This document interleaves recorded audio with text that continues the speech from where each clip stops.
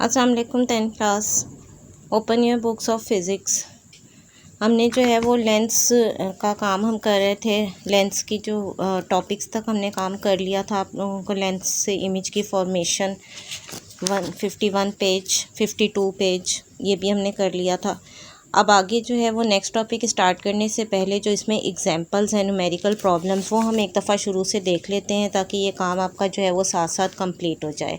अब सबसे पहले जो है वो ओपन करें पेज नंबर 41 पर है फर्स्ट एग्जांपल। न्यूमेरिकल प्रॉब्लम्स क्योंकि मैं आपको पहले करवा चुकी हूँ इसलिए ये आपको एग्जांपल्स जो हैं वो इतनी ज़्यादा प्रॉब्लम नहीं होगी। हम एक दफ़ा बस इसको रीड कर लेते हैं। फर्स्ट एग्जांपल देखिए, a convex mirror is used to reflect light from an object placed 66 centimeters in front of the mirror. The focal length of the mirror is 46 centimeters. Find the location of the image. इसमें आपको जो है वो p की value देखें 66 centimetres दी गई है। p होता है ऑब्जेक्ट डिस्टेंस। f की वैल्यू है -46। माइनस इसलिए लिया है क्योंकि कन्वेक्स मिरर है, उसका फोकल लेंथ नेगेटिव होता है। अब मिरर फार्मूला यूज़ करना है 1/f is equal to 1/p plus 1/q। उसको हमने क्योंकि इसमें आपको फाइंड आउट करना है मिड डिस्टेंस, इसलिए 1/q is equal to 1/f minus 1/p किया है इसको। इसमें वैल्यूज़ लगाएंगे, वैल्यूज़ लगा के इसकी कैलकुलेशन की है तो q की वैल्यू -27 है। -27 का मतलब है कि जो इमेज बन रहा है वो वर्चुअल इमेज है, नेगेटिव साइन है। तो इमेज की पोजीशन ये है कि वो 27 सेंटीमीटर्स पर है और उसकी नेचर ये है कि वो वर्चुअल इमेज है क्योंकि उसमें नेगेटिव साइन के साथ आ रही है वैल्यू। उसके बाद नेक्स्ट जो है वो देखें आप 12.2 है उसके नीचे। 12.2 है, an object is place 6 centimetres in front of a concave mirror that has focal length 10 centimetres. Determine the location of the image. अब इसमें देखें आप लोग, आपके पास जो है वो p की वैल्यू 6 सेंटीमीटर्स है, f की वैल्यू 10 सेंटीमीटर्स है। इसमें भी आपने मिरर फार्मूला लगाना है 1/q is equal to 1/f minus 1/q। यहाँ पर भी q की वैल्यू -15 सेंटीमीटर्स आ जाती है।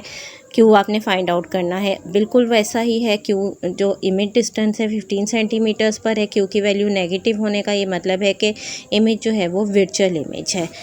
क्यू पॉजिटिव होता है तो रियल इमेज होता है, क्यू नेगेटिव है तो वर्चुअल इमेज है। उसके बाद नेक्स्ट आपके पास एग्जांपल आ जाते हैं। यहाँ पर देखें 12.3 एग्जांपल है 44 पेज पर।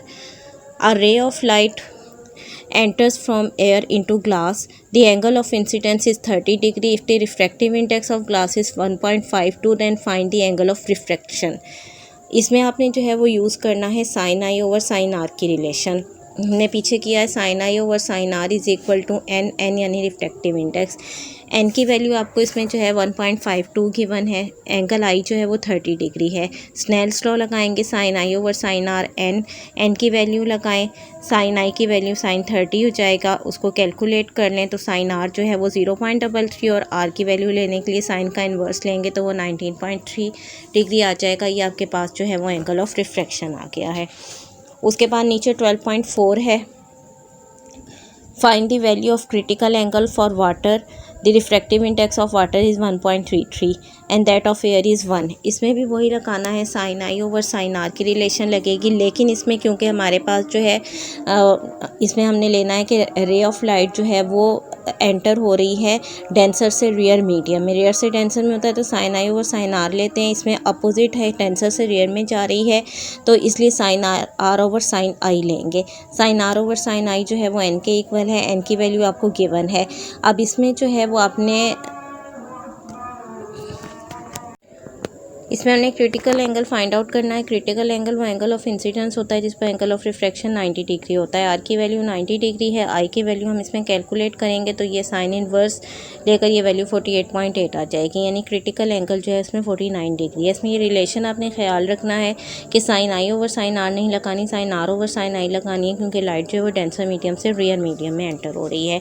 उसके बाद हमारे पास जो है 12.5 देखें, जो न्यूमेरिकल प्रॉब्लम एग्जांपल है ये है पेज नंबर 52 पर। A person 1.7 metres tall is standing 2.5 metres in front of a camera.